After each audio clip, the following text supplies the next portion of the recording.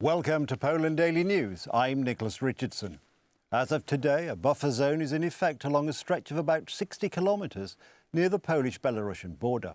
Its purpose is to stem the flow of illegal migrants sent there by Vladimir Putin and Alexander Lukashenko.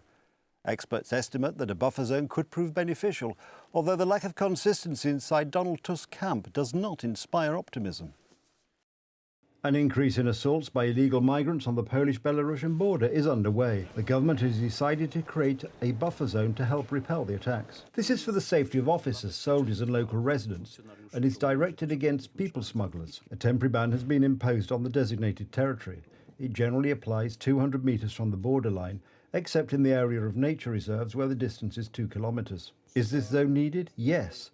But here you need a very serious attitude and coordination of activities. At the moment, the Ministry of Defence is inconsistent. The problem is that Donald Tusk's government keeps sending contradictory signals.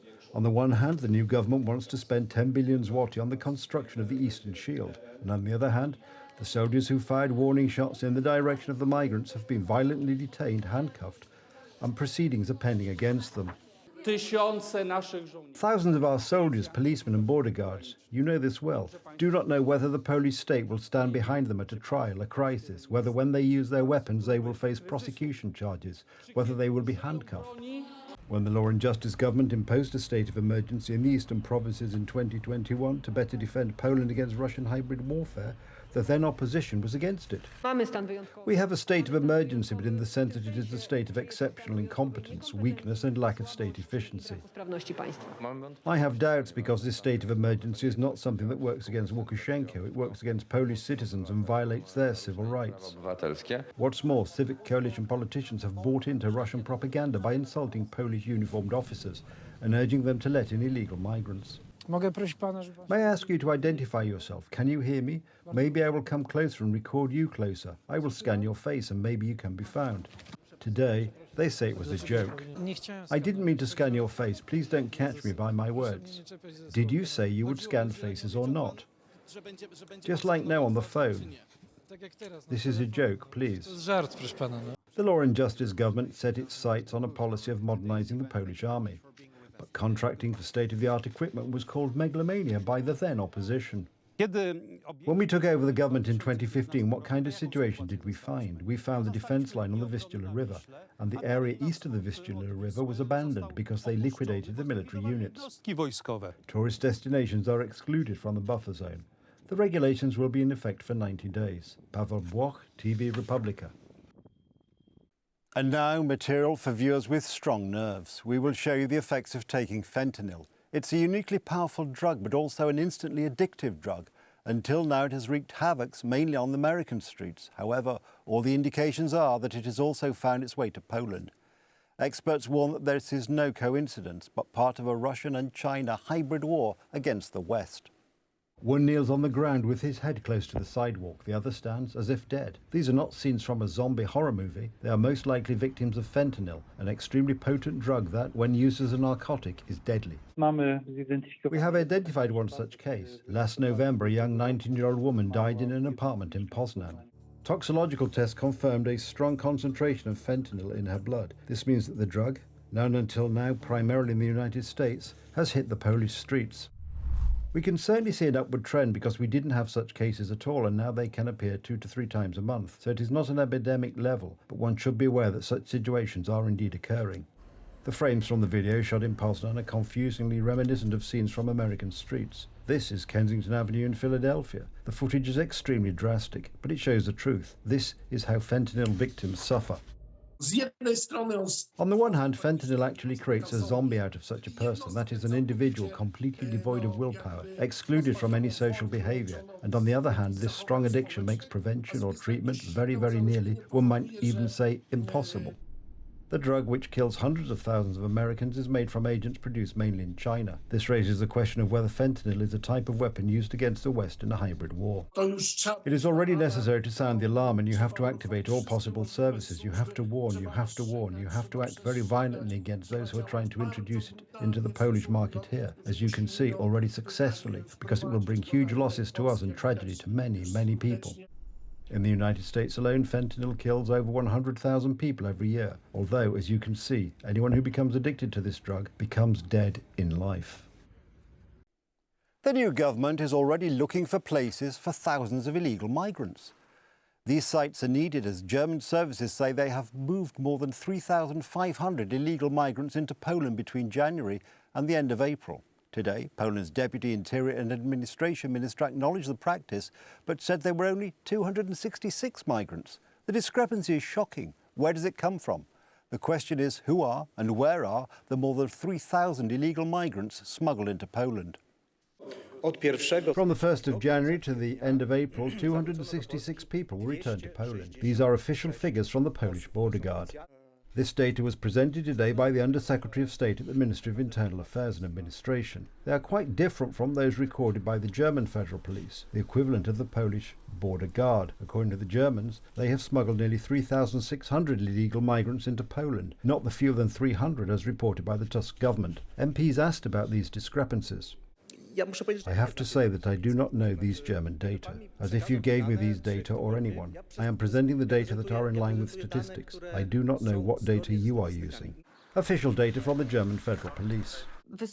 I send a normal email inquiry to the German Federal Police and get such information. Then what stands in the way of the Polish ministry doing it? Why are both sides so badly organised? The reason may be a lack of communication because Ministry of Interior and Administration officials admit they don't even know what to ask. I, for one, am not able to ask a good question about what categories of people we are referring to. Politicians of the new government were unable to answer what happened to more than 3,000 people, which the Polish side did not even note. What happened to the more than 3,000 illegal immigrants? Because they are somewhere in Poland. This needs to be clarified for sure. You don't know? No. I think this is to be explained. We are governed by ignorant people and people who are completely hypocritical, so I don't even know what's worse, whether the fact that they are lying like crazy and probably do know about it, or even worse, that they didn't know about these immigrants who are being sent by the German government to Polish territory. Where are these people and who are they? You, as head of the Ministry of Internal Affairs and Administration, should know about this. Do you not know where these people are? You are embarrassing. Go ask Wąsik and Kamiński. I'm asking you. These people were flown from Germany to Poland between January and April. Is this a migration pact? Officially, the Migration Pact is scheduled to take effect in 2026. A month ago, Donald Tusk gave this assurance. We will not pay for anything. We will not have to accept any migrants from other directions. The European Union will not impose any migrant quotas on us. Poland will be a beneficiary of the Migration Pact. French politicians claim otherwise. Do you realise that we have succeeded in forcing these countries to sign an agreement by which they say they will either accept them as France, Italy and Spain are doing, or they will contribute financially to defend the external border? Why shouldn't asylum seekers go to Viktor Orban? Why couldn't the Hungarians, Czechs, Poles or Slovaks accept these migrants who are with us? Poland will do its part. Slovakia will do its part. After all, Donald Tusk was supposed to have no one to rip off in the European Union. What are the French politicians talking about, Minister? Are they lying? What is this all about? But this is how the Lord will run away from me. Migration Pact, migrants, evil. For the previous government, the world was black and white. It did not require understanding, only shouting. Blaming the previous government is absurd, as is telling us that the Migration Pact will not affect us. It was created primarily so that countries like Poland would have to take in illegal migrants and relieve Germany and France. Could the current government have blocked legislation that is tragic for our country and its security? Do you call, as we did, for the principle of unanimity for a unanimous vote on this issue? Then indeed your veto could have blocked these bad situations. To my knowledge, you did not call for the principle of unanimity. You were outvoted and showed a gigantic inefficiency at the European Union level. The pact involves either taking in illegal migrants or large financial penalties. Poland doesn't need any other migrants or refugees besides those Poland already has accepted. Only the French Prime Minister and French MEP Valérie Pécresse, who says that Poland has signed documents and that we will either accept or pay, says something completely different. Then what is the issue here? Then we will pay. From this side, there is no doubt about it. We don't want to build any slums or towns. These are the benefits of the Migration Pact that Donald Tusk was talking about, the €20,000 penalty per migrant. I'm saying that's the last resort. As a last resort, the pact could end up with us both accepting illegal immigrants and paying fines for not accepting as many as will be imposed on us. Stop scaring migrants, because it just doesn't work anymore. For the rest, this was seen from the beginning of Russia's aggression against Ukraine, when Polish hearts and homes opened up to many thousands of war refugees, and it really was a much larger number than 30,000. However, there is a difference between war refugees and illegal migrants. Adrian Boretsky, TV Republica. Yet another investment has been halted under the new government. The chairman of the copper mining and smelting combine said that at this stage the company will not finance the advanced technology of the so-called small nuclear reactors.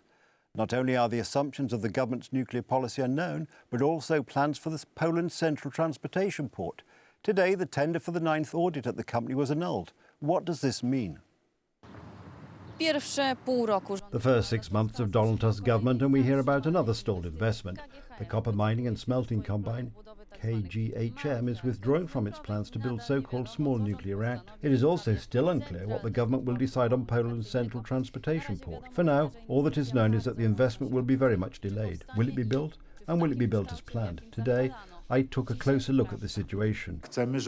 We want planes from the central transportation port, which will be not far from our capital, from Warsaw, but which will be perfectly connected, and that from the farthest corners of the world can come here, which also has an obvious economic and business dimension, and of course also the strategic and security dimension. The Polish president spoke about these advantages during the Tri-Mountain Self-Government Congress in Lublin. The government seems to have overlooked them. Today, the 9th audit on the central transportation port was cancelled. The government's plenipotentiary for the central transport port, Maciej Lasek, had announced since December that he would present an action plan for the investment after auditing the actions of his predecessors.